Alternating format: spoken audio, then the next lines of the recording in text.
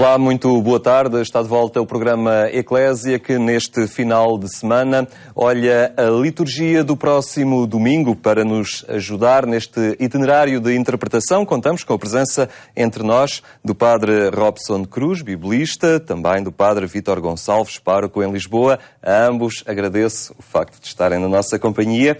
Quarto domingo do Advento, a primeira leitura, Padre Robson, Isaías, que nos apresenta este Deus conosco, este Emmanuel. É o maior significado da celebração do tempo do Advento, é exatamente este, é acreditar que Deus intervém na história humana e age nela de uma forma fecunda e transformadora. Não é? Esta profecia que nos vai aparecer do capítulo 7 do livro de Isaías, ela faz parte de um grupo de duas profecias. Não é? A primeira nós não a lemos, mas é o significado do nome do filho de Isaías, Yashub, não resto voltará. E logo a seguir aparece outra profecia, agora dirigida a Acaz, não é? Cujo significado é exatamente este, mostrar a salvação de Deus que irrompe no mundo. Qual é o contexto em que isto acontece? Nós sabemos que, à época, as relações entre o reino de Judá ao sul e o reino de Israel ao norte eram relações bastante difíceis. Mais ainda, o reino do norte, temendo, digamos, uma anexação da Assíria de todo aquele território, faz uma reunião com os povos vizinhos, não é, para conseguir uma força de bloqueio à Assíria. Acaz diz, não me vou meter neste problema, portanto não é comigo, não é? E o facto de não querer entrar nesta coalição com o Reino do Norte e o Reino de Damasco, não é? Faz com que apareça ali como uma espécie de uma figura traidora. E tem as portas da cidade de Jerusalém invadidas pelas tropas de Samaria e do Reino de Damasco. E é aqui, nesse contexto, em que se vê a cidade ameaçada de uma invasão, que o profeta chega ao pé do rei Acaz e diz: pede um sinal ao Senhor teu Deus. Repare que esta ideia de pedir um sinal não é tanto pôr a Deus à prova. Nós vemos até que a resposta de Acaz é esta: não vou pôr Deus à prova. Um bocadinho com uma religiosidade escrupulosa a dizer: Deus tem coisas mais importantes que se ocupar e, portanto, a minha missão é resolver, digamos, humanamente aqui os conflitos políticos, não é? E repare que, neste sentido, o texto bíblico faz, digamos, uma crítica velada. É que há certo tipo de pietismo escrupuloso, não é, que impede Deus de agir no mundo. Porquê? Porque aqui o sinal é dizer, dá a possibilidade de Deus mostrar a salvação a acontecer na história dos homens. Não é? E é por isso tão importante um sinal. A forma da recusa de Acaz, que diz, não quero misturar, digamos assim, a religião aqui nas obrigações que eu tenho em relação a este Estado de Judá, vai mostrar que na profecia aponta-se para um outro universo, onde a fecundidade, não é, garantida por Deus, é sinal de que, apesar das dificuldades, aquele povo não sucumbirá. Não esqueçamos que a aliança está ligada à dinastia davídica, desde a aliança do Senhor com Davi, segundo Samuel 7, né? E então, esta reafirmar que há um sinal de fecundidade que vai ultrapassar a incredulidade do rei, não significa que o povo não sofra as consequências de ver a cidade invadida, mas significa que, mesmo assim, há uma esperança no futuro. Não é? É claro, a vida cristã lê este sinal de uma forma messiânica, ou seja, a fecundidade aqui anunciada com esta expressão de uma mulher que está para ser mãe, não é? E que vai dar um filho e que ele é a garantia de que Deus vai continuar a agir na história dos homens. O nome de Emmanuel significar exatamente isto, Deus está no meio de nós, não é? Que de facto aponta para uma plenitude de salvação que no fim dos tempos Deus quer morar no meio de nós. Padre Vítor Gonçalves, este Deus connosco é a marca desta passagem bíblica, um Deus próximo, um Deus que se aproxima deste homem que ele próprio às vezes se afasta de Deus. É um nome extraordinário porque quase que poderíamos dizer, parece o contrário daquilo que é próprio das imagens à volta dos deuses das muitas religiões, rodeados de poder, rodeados de corte, rodeados à maneira das cortes humanas. De facto, este Deus connosco é o Deus que assume a história de tal maneira que pode passar despercebido. E nós vemos aqui a importância com que depois São Mateus vai pegar neste texto, e nós vamos ver no Evangelho, que naquele contexto também da vida de Jesus, ele passou meio despercebido de muita gente, passou por dentro da história, transformando-a por dentro. Eu creio que esse é, no próprio nome de Jesus, ou do Messias, está o grande desafio. Gosto muito de ligar isto com uma das parábolas em que Jesus diz que o reino de Deus é como o fermento no meio da massa. É aquela realidade que está íntima à história e que a faz crescer a partir de dentro.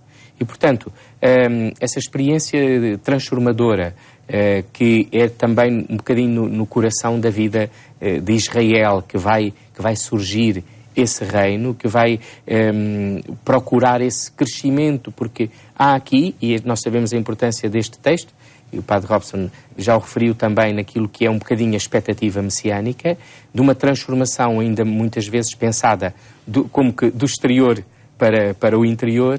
E aqui, creio que a ideia importante é perceber as verdadeiras realidades só se transformam a partir de dentro. É a partir do coração, também em contexto bíblico, mas é a partir do mais essencial. E, portanto, a presença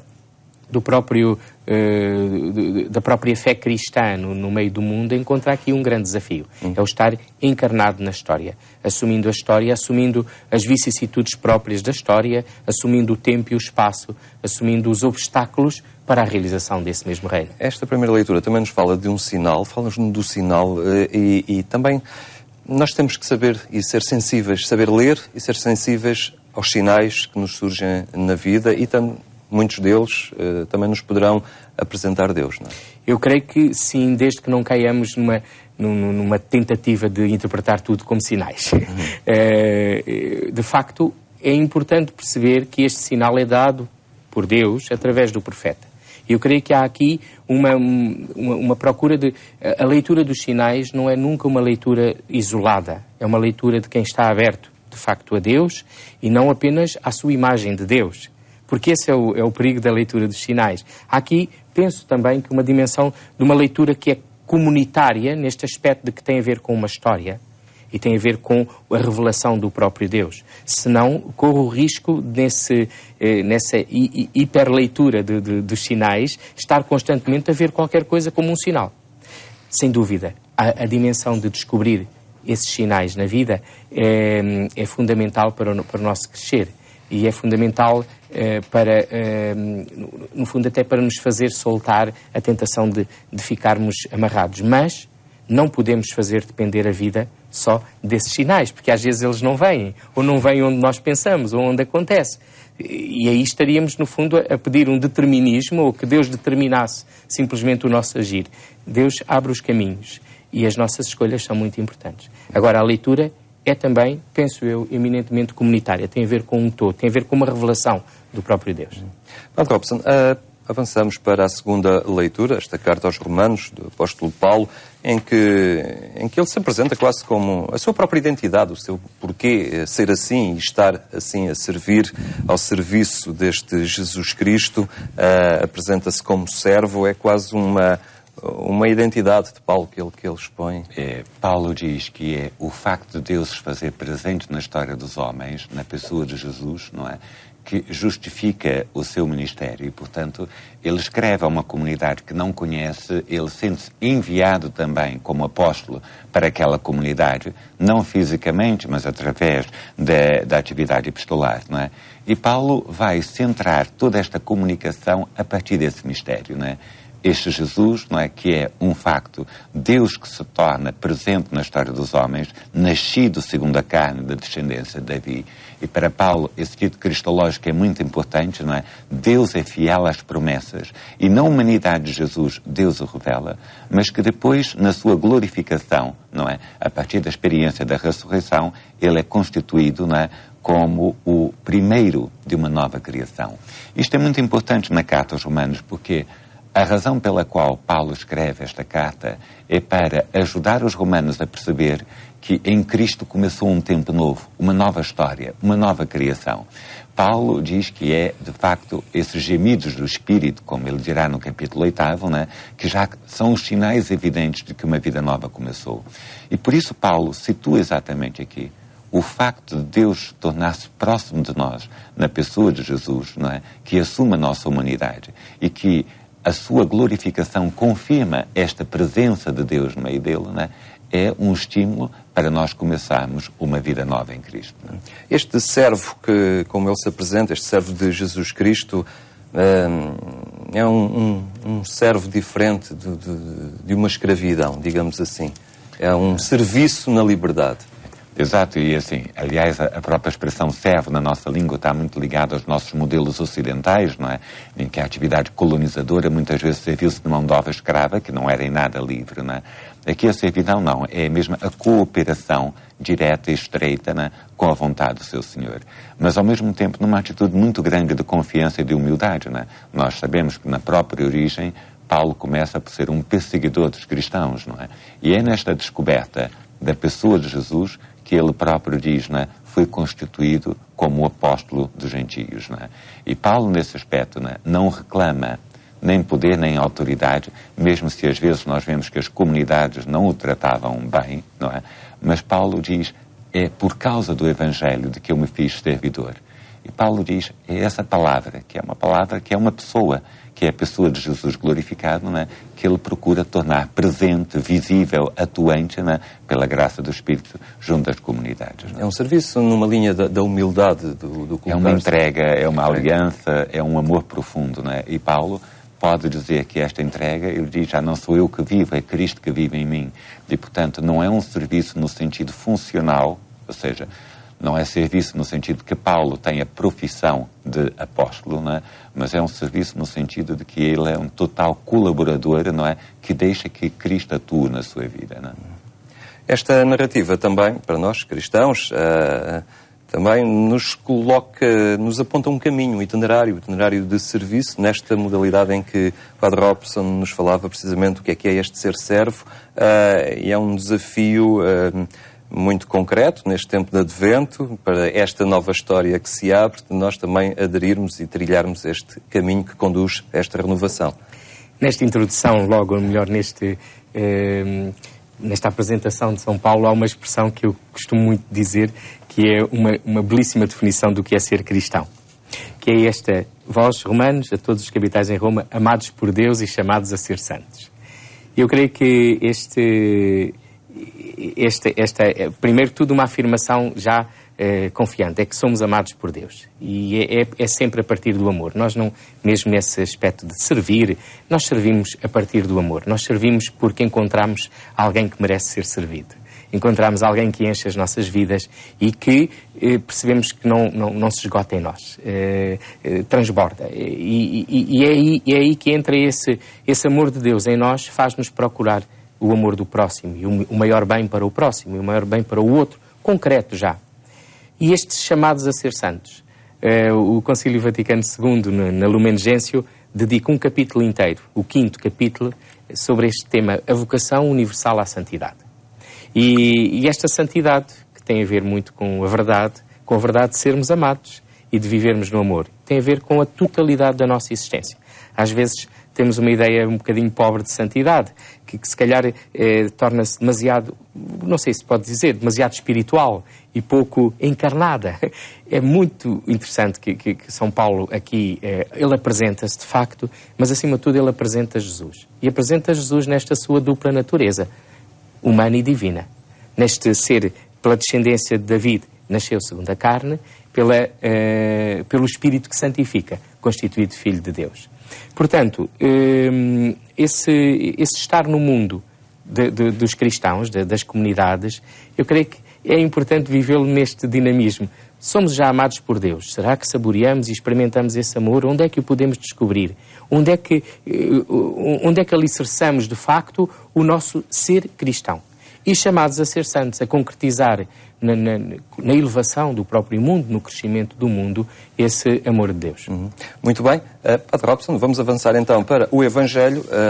Mateus, um Evangelho que nos faz um relato do nascimento de Jesus, sabendo nós que as primeiras comunidades cristãs não estariam propriamente muito preocupadas em saber jornalisticamente como é que teria sido esse acontecimento, mais centrados na paixão, na ressurreição de Cristo, mas hoje valorizamos muito e temos muita curiosidade por estes relatos do nascimento de Jesus, e é disso que nos fala este Evangelho de Mateus. É assim, os Evangelhos não são propriamente uma biografia no sentido moderno para contar, digamos assim, os pormenores da vida de Jesus. Eles acentuam, quer Lucas, quer Mateus, embora com esquemas narrativos totalmente diversos, não é? Dois aspectos fundamentais, não é? O primeiro aspecto é o facto de Jesus ser descendente de Davi, de esta fidelidade de Jesus à história do seu povo, e que Deus mostra a salvação de uma forma coerente, quer dizer, prometeu algo, leva muitos séculos, mas Deus cumpre, não é? E, por outro lado, o acentuar a ideia da concepção virginal de Jesus para dizer que ele é filho de Deus, não é? Todo o relato de Mateus vai situar-nos agora, não sob a perspectiva da anunciação a Maria, como aparece no Evangelho de Lucas, mas numa anunciação a José.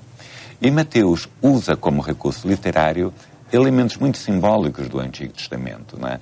Não vai usar um relato de visão, mas vai falar de sonhos.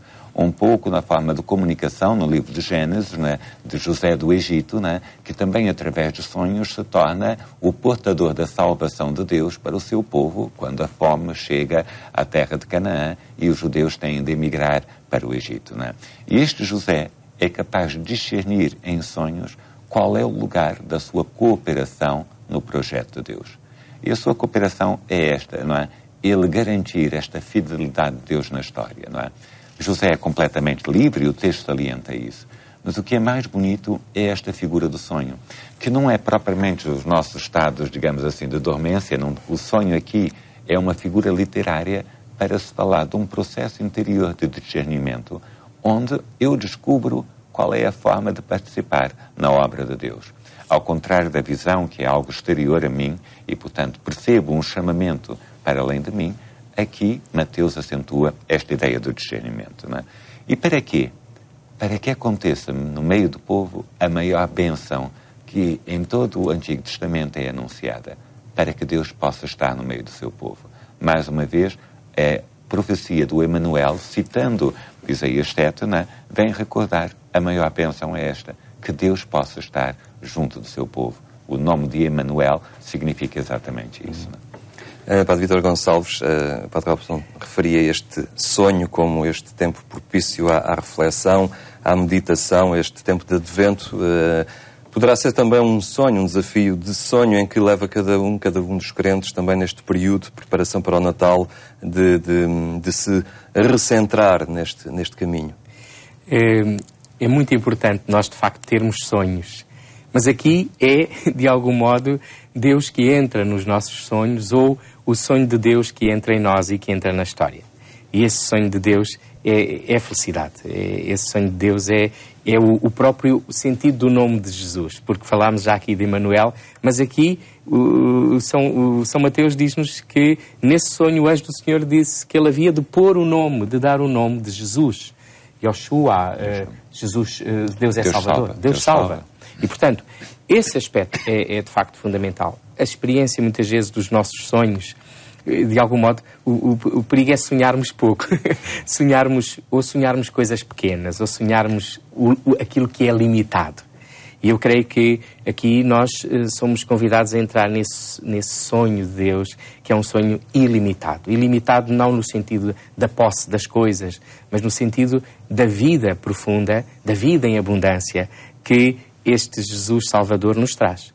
Porque Ele é o Salvador. E essa experiência de salvação tem a ver com libertação, tem a ver com paz, tem a ver com justiça, tem a ver com a realização, já aqui na história também, das próprias promessas de Deus. Deus faz promessas ao povo, faz uma promessa, de algum modo está implícita, e a grande promessa é Jesus. E ao dar-nos Jesus, nós somos responsáveis também por essa promessa. Portanto, às vezes os sonhos falam-nos de coisas que quase que não somos chamados a realizar. É encontrar um tesouro, ter uma aventura. Bom, as aventuras são boas, normalmente participamos nelas. E custam.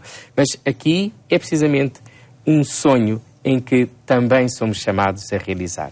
O Cristo que salva torna-se presente na nossa ação, na ação da Igreja, na ação daquele que abre o coração a este Deus que sonha para nós um presente e um futuro imenso. E este tempo de Advento é um tempo propício a trabalhar o coração para receber este mistério, para lhe dar espaço para que ele entre também. Sem dúvida. Eu gosto de dizer trabalhar o coração e as mãos, porque convém andar os dois juntos. Podemos ficar muito encantados com as doces melodias e a aparente, ou por outro lado, pela aparente tristeza de não podermos ter os presentes ou dar os presentes que queríamos e passar ao lado do grande presente. E desse presente que Deus é na nossa história e na nossa vida. E esse é o melhor de todos e é o que dá sentido às outras pequeninas coisas. De alguma forma, os tempos conturbados de crise económica e, obviamente, não querendo com isso dizer ou ignorando que muita gente enfrenta momentos muito difíceis nestes dias, mas no momento em que a abundância não será tanta em termos do efêmero, em termos do material, de alguma forma isto também poderá ser pedagogicamente utilizado para vivermos um Natal mais genuíno? Esse é o desafio, sempre um pouco daquele mistério de pobreza de Nazaré. Claro, não é estarmos a passar ao lado de situações muito dramáticas, claro, e de realidades que nos ultrapassam e com o qual podemos ter discursos muito, muito bonitos. Mas que há sempre no mistério do Natal um apelo àquilo que é essencial.